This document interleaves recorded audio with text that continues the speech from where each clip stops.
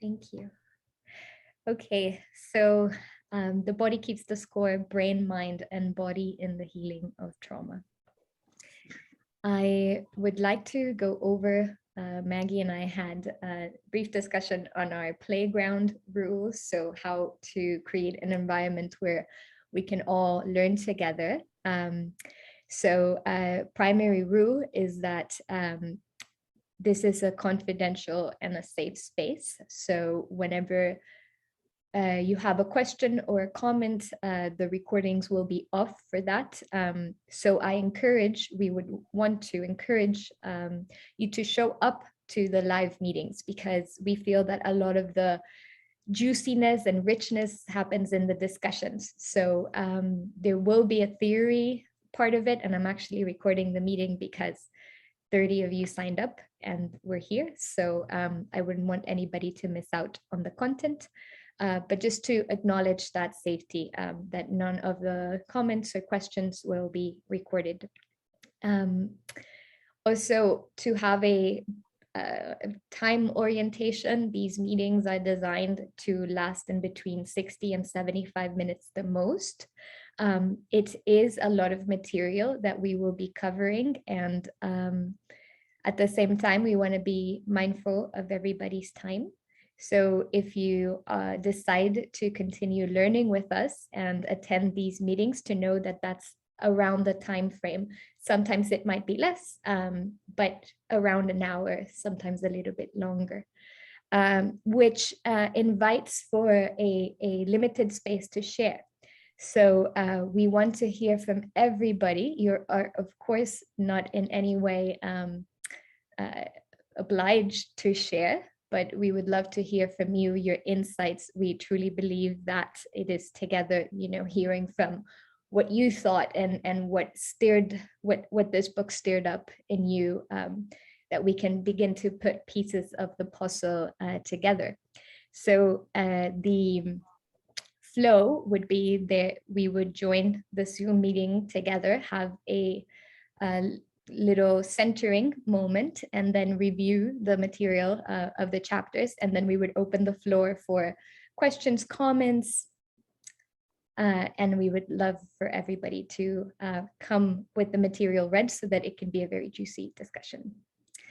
Because it is a Zoom environment and we are all in our houses, maybe with children or with pets or whatever, we would like to ask if you can please mute the microphone. By no means this means that you shouldn't talk. We would love to hear from you, but if you have something that you would like to say, you can use the comment section or use the raise your hand function on Zoom. And that way we don't have that interference pattern that usually happens when some microphones are on and some off. Does that make sense? G, okay. Again, comment section is always open. So whether you're like, yes, this makes sense, or no, I don't agree with this, or if you have a question that's coming up to mind, you're more than welcome to write it on the comment section. And also, if there's a comment or a question that you have while somebody is presenting the chapter, and you feel like it's a burning question, you can write it in the chat, and that way we can address it either whether we read it at that moment or when the Q&A space is open, to keep the flow of ideas going. I have a chat message. Oh, yes. How to do the raise your hand function. Okay. So you go into the participants box. That there's a function bar, and you go to the participant box, and then you click on more, and then you place raise your hand. Does that work for people?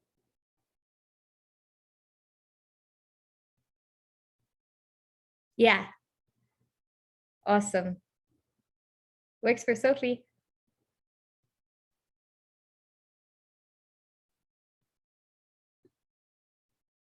Reactions.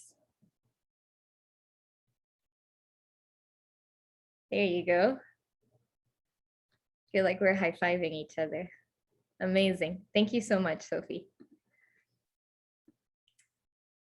So this is for just a basic ground rules to play and learn together.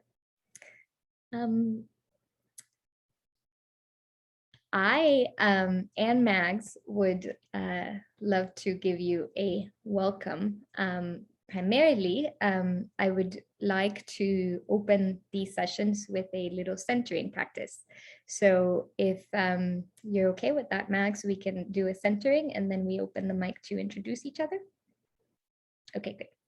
So wherever you are seated, let yourself be very comfortable. You can take the flesh out of the sitting bones or create any adjustments that allow yourself to sit tall and comfortably. And if you feel more comfortable taking the camera off, you can. And simply allow the body to rest seated, allowing the spine to grow tall and the shoulder blades to relax. And if it's interesting to you, you can close your eyes and begin to let the belly expand with each in-breath. And on the out-breath, allowing the body to soften, the breath to soften the muscles. And finding center here. Focusing on this breath.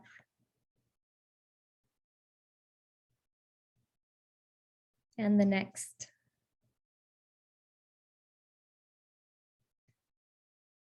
And if your feet are on the ground, feeling the connection of the foot with the floor or with the ground. And if the feet are not in connection with the ground, then feeling the connection with space.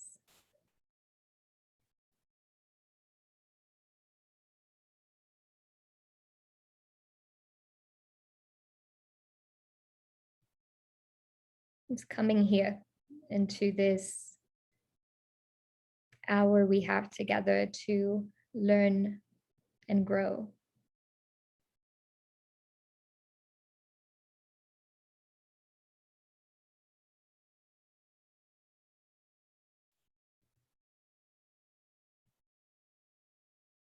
And if there's an intention or a commitment that you would like to make to yourself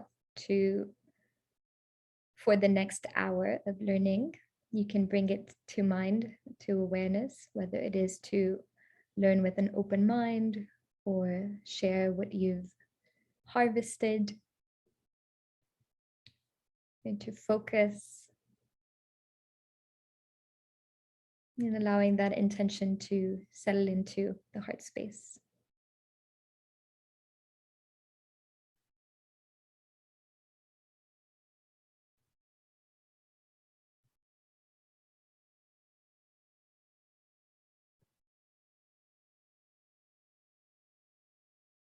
Allowing each in-breath to bring oxygen to those parts of the lungs that usually don't get so much air.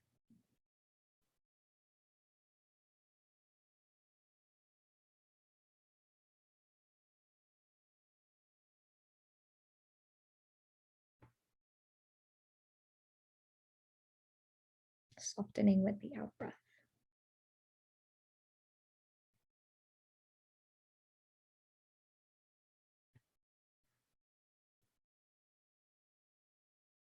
And using this intention to anchor your awareness and your attention for the next hour that we have together, I invite you to open the eyes, taking your time to arrive back on this Zoom meeting. And from this centered space, I would like to let Maggie give an introduction, and we'll carry on with our meeting. Thanks, Prema. Hi, everyone present and not with us that will hopefully be catching up with us via recording later. Yeah, my name is Maggie. I live in Denver, Colorado. I am a yoga teacher and I completed my 300-hour training with Prema and some of our other friends here as well, Stefan and Coley. And yeah, I've been teaching yoga for about 5.5 years now. Love it, and it's my dream job for sure. But I'm really excited just about just kind of expanding like my yoga offerings, and through things like this. I love the kind of academic side as well, and using the mind that we have been given to contemplate all of these things and these topics. And I think the thing I'm most excited about is hearing what you all learn and take away from this content. Everyone's story is so unique, and I'm just very excited to hear how everything lands for each individual, and what each individual will uniquely bring to the group. And I look forward to learning from all of you, just as much as we present the information. I am truly just excited to have really great conversations with you all, and connect with new and very dear friends. So thank you guys so much for trusting us with this space, and for sharing your most valuable resource, your time, with us. That means a lot to me. And so thank you so much. Love you all. No, it's beautiful. Thank you, Mags.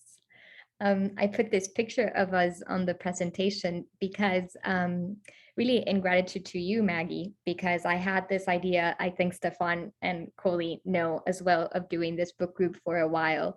And it was Maggie who messaged me like a month ago, and she was like, "Are we doing this?" And I was like, "We are doing it." If you and I do it together, we can do it. So thank you so much, Maggie, for encouraging the space to emerge, and also to all of you who encouraged, because it wouldn't happen without signups. So that said, to put the book in context, and all of us, each one of us will have a different reason to be here and to learn from this material. When I first heard about the work of Dr. Bessel van der Kolk, was in the context of this phrase that has stuck with me since I first heard it, and you will probably hear me saying it for several times. Feeling what you feel and knowing what you know. Allowing oneself to feel what is happening and to know what is happening, or to know what we know. And this phrase first came to my awareness because of Janelle Schulo. She's our teacher trainer at Nexus, and she personally worked with Dr. Bessel van der Kolk in his own trauma-informed trainings. So there's a very close relationship with the material that we are presented.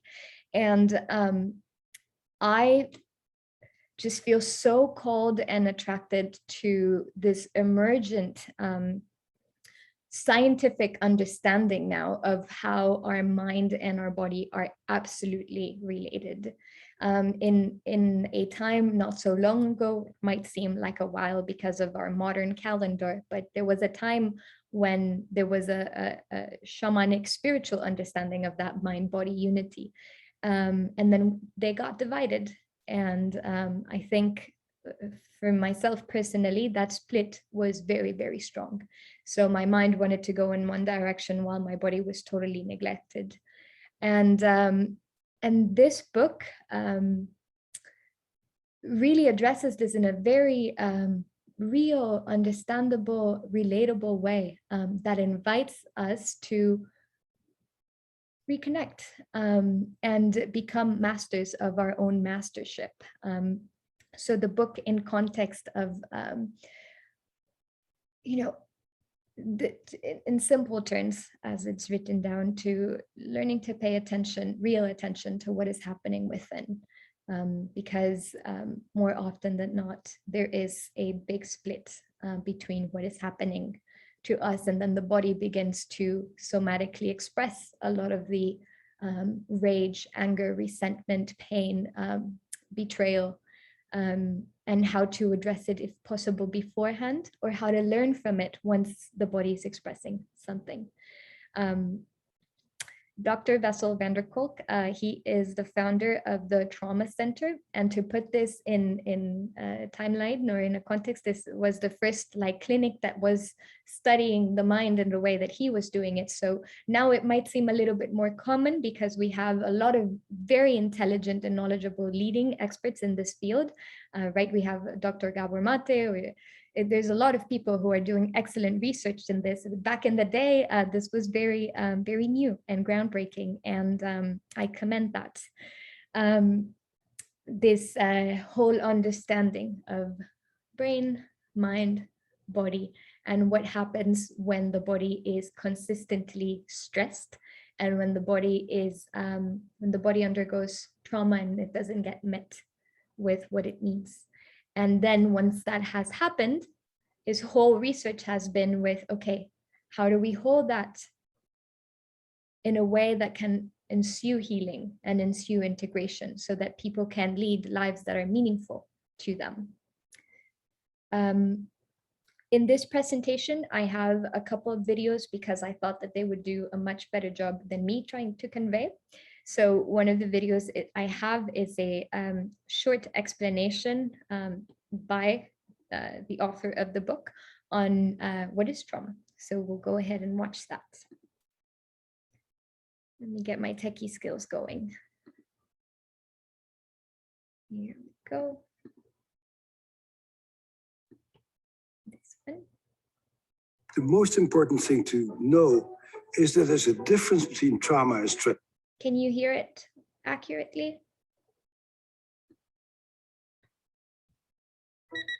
The most important thing to know is that there's a difference between trauma and stress. As I like to say to people, life sucks a good amount of the time. We all have jobs and situations that are really unpleasant. But the moment that the situation is over, it's over. The problem with trauma is that when it's over, your body continues to relive it. My name is Wessel van der Kolk. I'm a psychiatrist, neuroscientist, and author of the book, The Body Keeps the Score.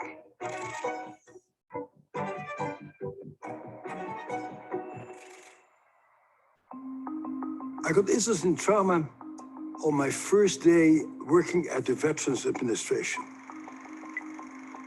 1978 was the year, and the Vietnam War was over by about 6 or 7 years.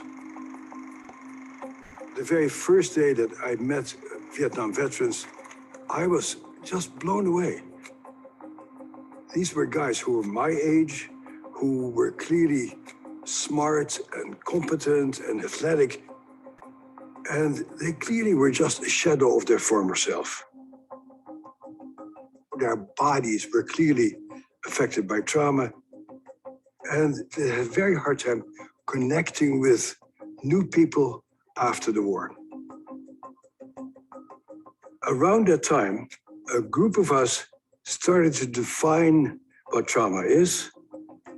And in the definition of PTSD, we write, these people have been exposed to an extraordinary event that's outside of normal human experience. In retrospect, that shows us how ignorant and narrow-minded we were, because it turned out that this is not an unusual experience at all.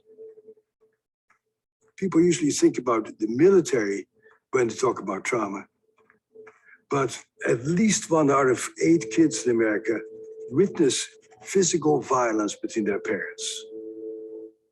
A larger number of kids get beaten very hard by their own caregivers. A very large number of people in general, but women in particular, have sexual experiences that were clearly unwanted and that left them confused and enraged. So unlike what we first thought, trauma is actually extremely common. There's a lot of debate of what a trauma is to this day. But basically, trauma is something that happens to you that makes you so upset that it overwhelms you. There is nothing you can do to stave off the inevitable. You basically collapse in a state of confusion, maybe rage, because you are unable to function in the face of this particular threat. But the trauma is not the event that happens, the trauma is how you respond to it. One of the largest mitigating factors against getting traumatized is who is there for you at that particular time. When, as a kid, you get bitten by a dog, it's really very scary and very nasty. But if your parents pick you up and say, oh, I see that you're really in bad shape, let me help you. That dog bite doesn't become a big issue because the foundation of your safety has not been destroyed. We are profoundly interdependent people. And as long as our relationships are intact, by and large, we're pretty good with trauma. It's a subjective experience, and what may be traumatic for you may not be traumatic for me, depending on our personality and our prior experiences. The problem with trauma is that it starts off with something that happens to us, but that's not where it stops, because it changes your brain. Much of the imprint of trauma is in that very primitive survival part of your brain that I like to call the cockroach brain. There's a part of you that just picks up what's dangerous and what's safe. And when you're traumatized, that little part of your brain, which is usually very quiet, continues to just send messages. I'm in danger. I'm not safe. That event itself is over, but you continue to react to things as if you're in danger. We're talking about survival. We're talking about staying alive. And so some people go into fight flight, or on a more primitive level, people's brain shuts down and they collapse. You have these automatic responses that are not a product of your cognitive assessment, they're a product of your animal brain trying to stay alive in the face of something that that part of your brain interprets as a life threat. The problem then becomes that you are not able to engage or to learn or to see other people's point of view or to coordinate your feelings with your thinking. Traumatized people have a tremendous problem experiencing pleasure and joy. But the core issue is our hormones and our physiological impulses that have to do with survival. Your body keeps mobilizing itself to fight. You have all kinds of immunological abnormalities, endocrine abnormalities, and that really devastates your physical health also. Oftentimes, the physical problems are longer lasting than the mental problems. The other thing that is terribly important is the impact of poverty, or the impact of racism, or the impact of unemployment. There's other societies that are much more trauma savvy than we are, where there is not an enormous amount of income inequality. Healthcare is universal, childcare is universal. A culture like that really looks at what are the antecedents for certain forms of pathology. So the big issue is a political issue. How do we rearrange our society to really know about trauma so that people who grow up under extreme adverse conditions can become full-fledged members of society? The sense of community and people being there for each other is a critical part of surviving and thriving.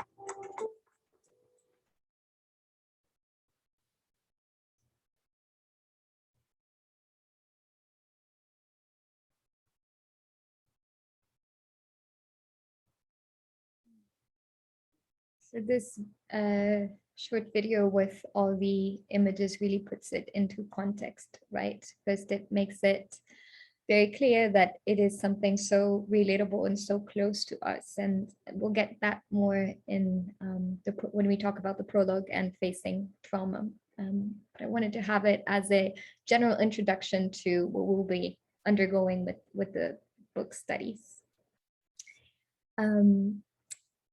To get into the contents of the book, so as in today as an introductory session, we'll give you an overview of what is it that we are covering in the next meetings. I'll also give you the dates that we will be meeting so that if you're interested in continuing to join, you can jot them down in your calendar so that we can all share and take part in the discussion. So today we're having the intro and the prologue.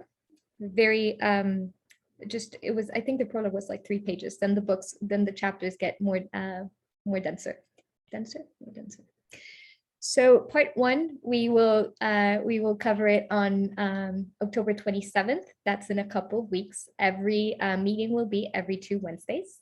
And on Wednesday, October 27th, we will cover that initial part 1, the rediscovery of trauma. This will be led by Maggie, and it will cover chapter 1, chapter 2, and chapter 3. So we'll do that in a couple of weeks. Then part 2, this is your brain on trauma. This meeting will be November 10th, and we will cover chapter 4 and chapter 5 and chapter 6.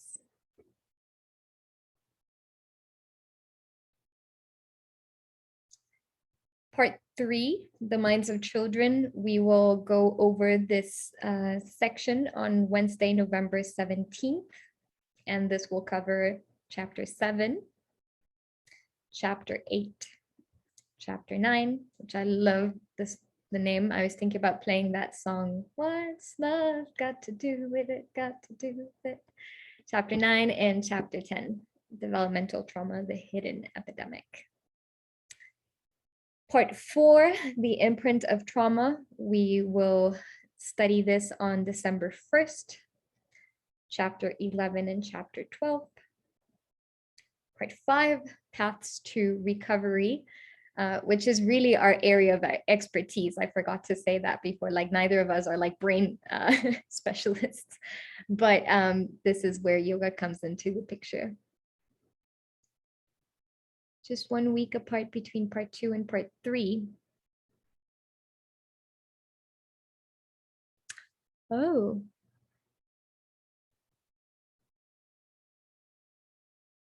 Thank you for bringing that to mind. I guess time was speeding up for me when I designed this. Whoopsie. Maggie, should we keep it as is, or should I change all of the dates and send everybody a new email? I like the consistency of the 2 weeks. I'm very sorry about that mistake. Okay, forget about the dates. We'll send you an email with the corrected dates. I'll go through the parts and then we will decide and send you an email. Thank you, Coley, for bringing that to awareness. Time was speeding up when I made the calendar. Part 5, Paths to Recovery, covers chapter 13, chapter 14, 15 to 16. And then we'll have a holiday break. So meeting on January to continue part 5 with chapter 17th, chapter 18th, and 19th.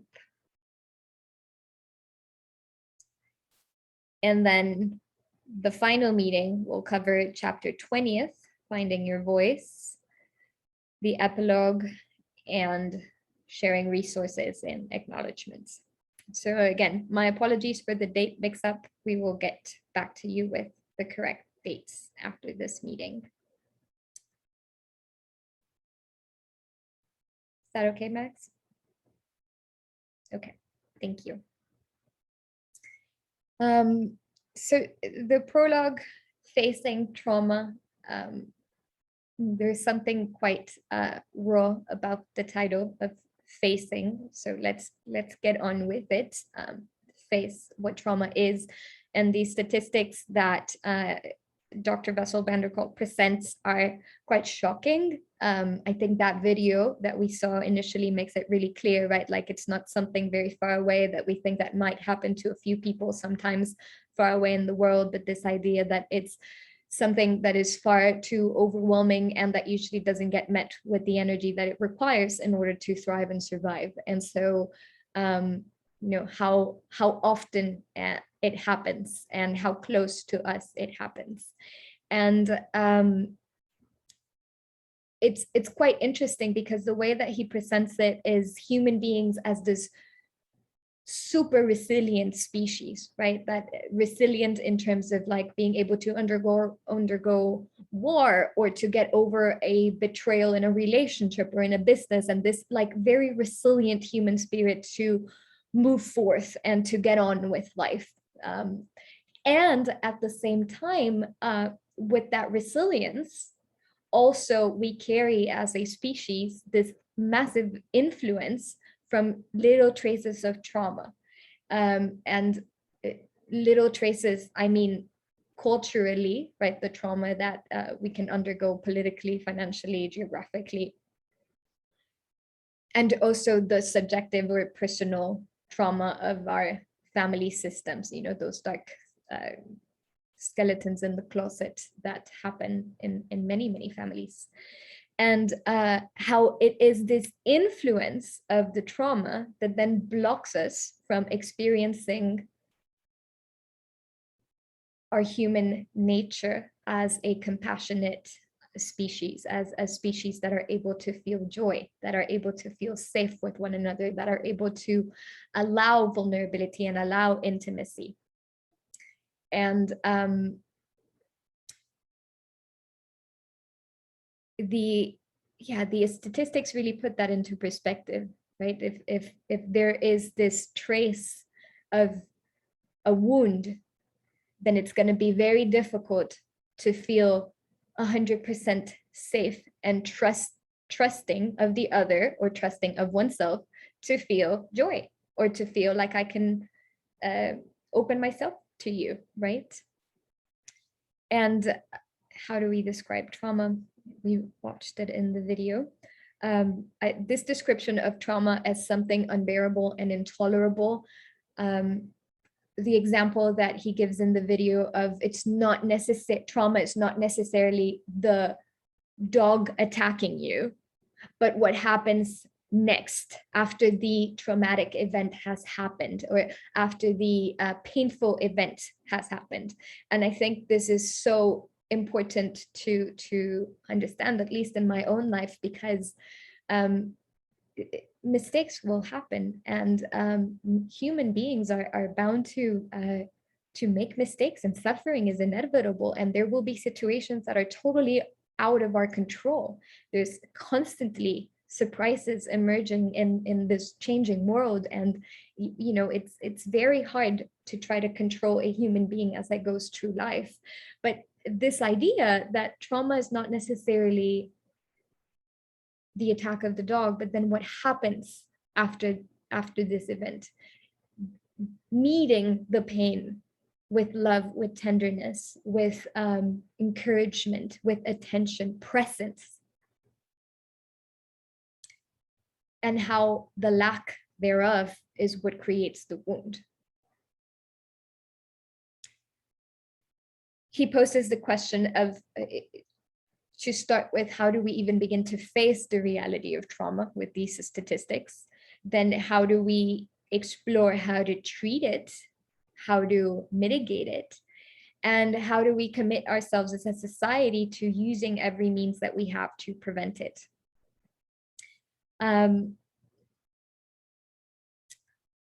This idea that we repeat the same behavioral patterns, not necessarily because of a lack of wanting to do something different, although that may happen too, but more because there's an actual change that happens in our brain physiologically that then prevents us from learning from our experiences. And we'll get more into, we'll try to do our best on with the neuroscience research that he presents.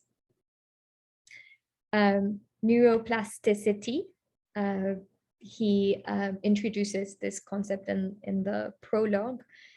This flexibility and wonderful, it's almost a miraculous nature that we have as a species to readapt and to see things differently and to change our perspective about ourselves, about the other, and to learn, to being willing to learn. And I love that he brings this idea in just after talking about the statistics, because there is a possibility to mitigate, to palliate, to reverse, even reverse the damage that has happened. I think it's absolutely beautiful that there can be so much chaos and confusion, and at the same time, that be an opportunity for the heart to open, really, and for us to feel more present and more alive with our own experience, and therefore be able to be there compassionately for others. He talks about 3 primary ways of working with trauma, and he speaks about how usually it requires a combination of these 3 ways to get to a space of healing. He also says that, you know, what works for one patient may not necessarily work for another patient, so that's really important to understand. The top-down way, top-down, trying to get to it by talking, by reconnecting with others and allowing ourselves to know what we know and to understand what is going on. Okay, this happened to me. This is not happening to me right now. Get people in a comfortable place so that they can dig into what happened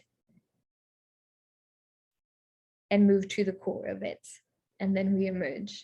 He also talks about medicines, technologies, treatments that will shut down those parts of the brain that usually would respond inappropriately to false alarms or false reactions. And then he talks about the bottom up. So resurfacing through experiences that contradict that sense of helplessness or collapse or rage. There is a technique that I am absolutely indebted to called resourcing, where it fits in the bottom up because you put yourself in a situation where you call onto your awareness or into you summon up this feeling of safety by bringing people, places, events, situations that have made you feel really, really comfortable. So you start by creating a sense of safety, really, really a place where you feel totally comfortable. And then you can begin to explore those traumatic experiences. And meeting that helplessness and that rage or that freeze mode with the tenderness that safety gives you.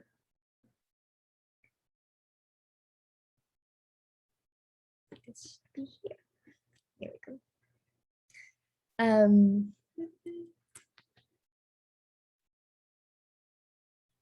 Un momento, por favor. One moment, please. I'm missing a slide.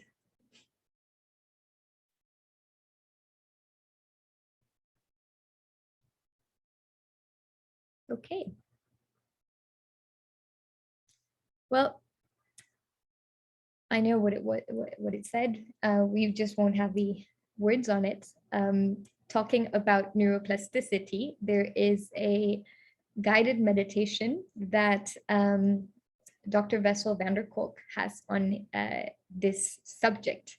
So I would love to finalize this introduction by listening to it. I think the languaging that he uses and the understanding of neuroplasticity from a neuroscience perspective can be very valuable.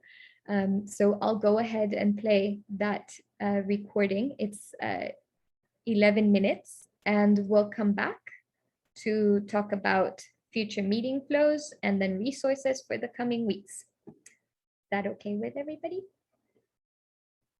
Awesome. Drawing. Go.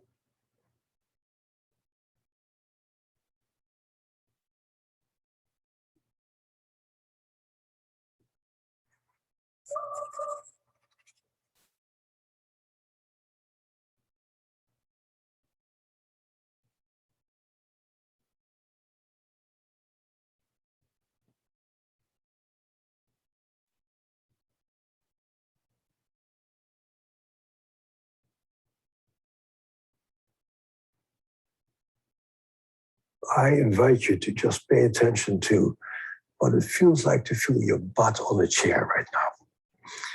And just notice where your feet are. And notice where your right foot is and where your left foot is. And when you pay attention to what I'm asking you to pay attention to right now, you activate those internal networks of your brain, a part of you that's devoted to you. It's a very different pathway. As a pathway that leads to yourself and to your survival brain. And what's become very clear is that your reactivity to events and issues is determined by the strength of that pathway, basically, of accessing your internal experience. So just sit in your chair and notice how you sit, notice your shoulders.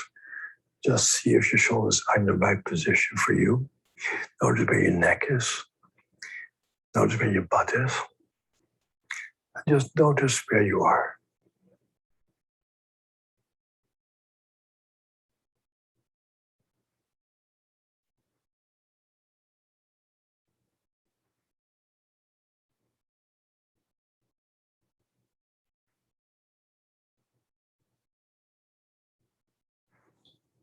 Just take stock of yourself. And notice any extraneous thoughts that come into your mind. If other stuff comes into your mind, just for a moment pay attention to it. If it is something new, or if it is an old familiar rumination that you have heard many times.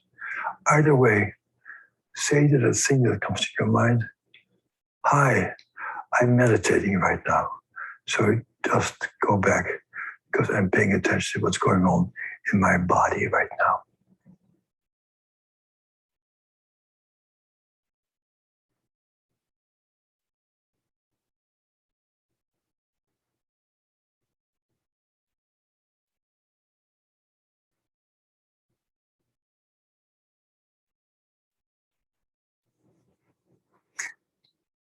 And once you feel comfortable with that, notice your spinal column, notice your back, notice how straight or crooked your back is.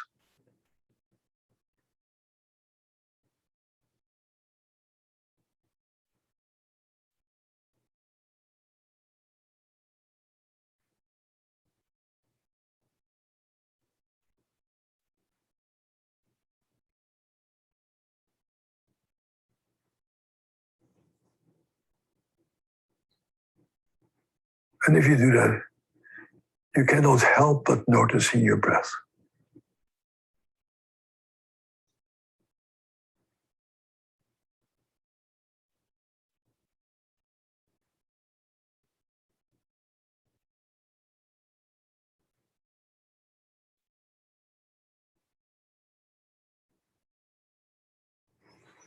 And just notice how your ribcage quietly goes up and down.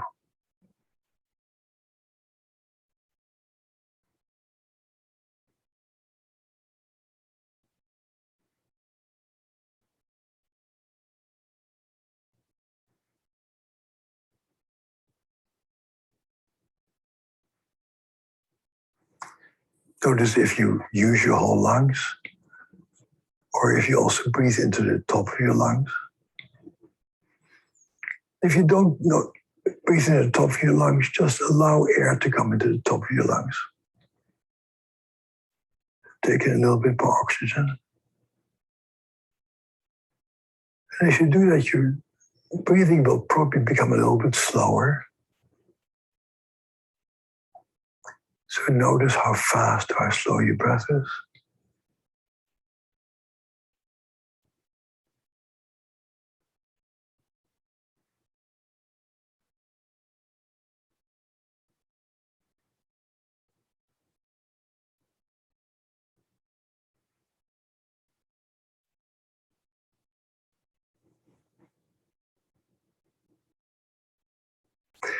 Then I'd like you to focus on your out breath. So after you take a breath in, just breathe out very slowly and see if you can breathe out while counting to 6. Take a breath in. You breathe out, count to 6.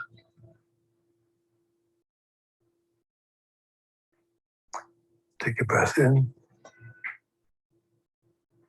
You breathe out, count to 6.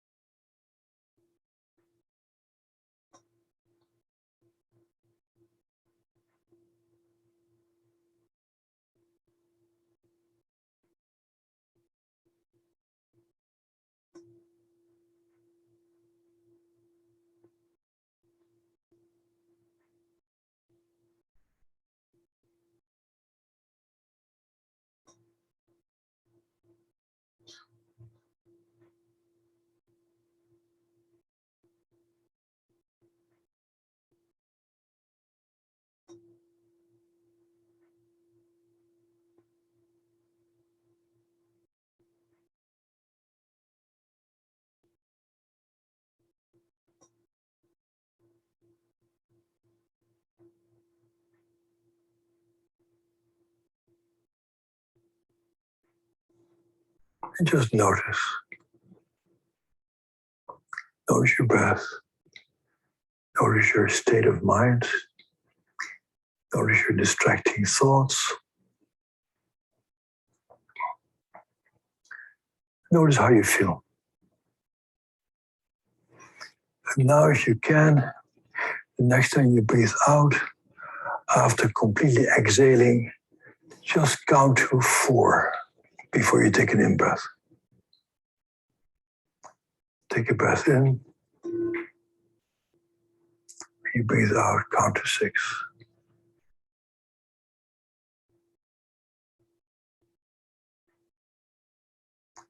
Take a breath in.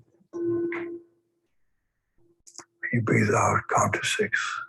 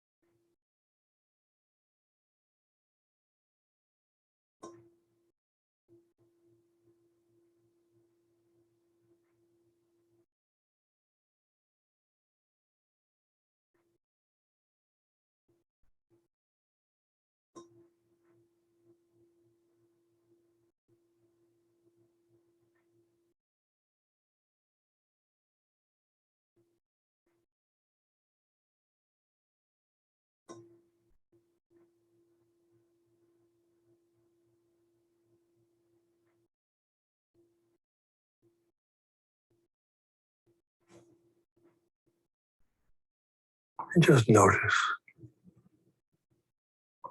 Notice your breath.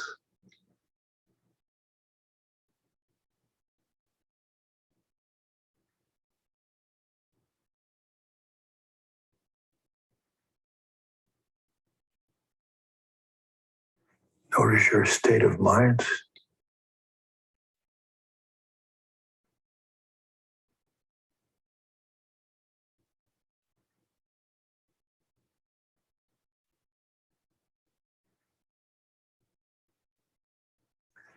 Notice how you feel.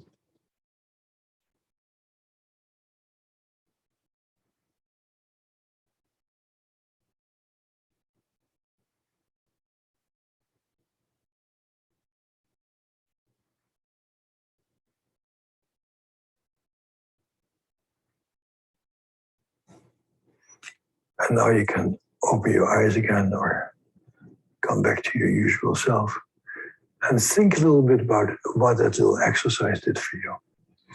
For most of us, it makes us feel calmer, more peaceful, more prepared to deal with the world. And so research also very much backs this up. For most people, doing this for even 10 minutes a day, but ideally more like 20 or 30, it gives you a much better handle in your world and allows you to get along better with yourself and the people around you.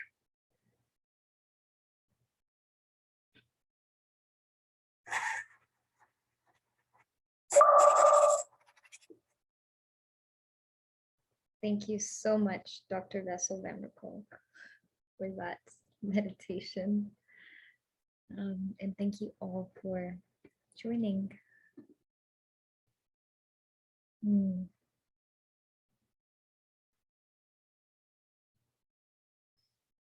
So before we open the floor and then adjourn, I wanted to share, if you want to write these down, resources, if you're very, very interested and eager in these subjects, here are a few resources to keep you entertained.